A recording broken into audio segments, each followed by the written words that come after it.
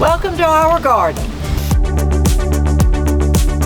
The gardens have been a huge gift to us, and for the classroom to integrate it is seamless. What we grow we use in the labs in here. We did bruschetta, we've made salsa gardens, we do mini veggie pizzas, healthier ramen. It's really fun and great learning experience to be able to grow your own food. So now you can see like how food's made and the process of that and how hard it is. It feels good to grow something and then eat it, you know.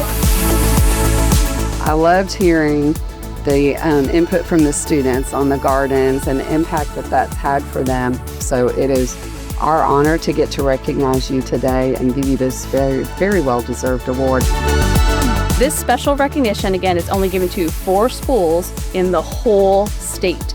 And Lovinggood is one of those schools that is receiving this award. So we really just want to take the opportunity to congratulate the school on the Garden of the Season recognition.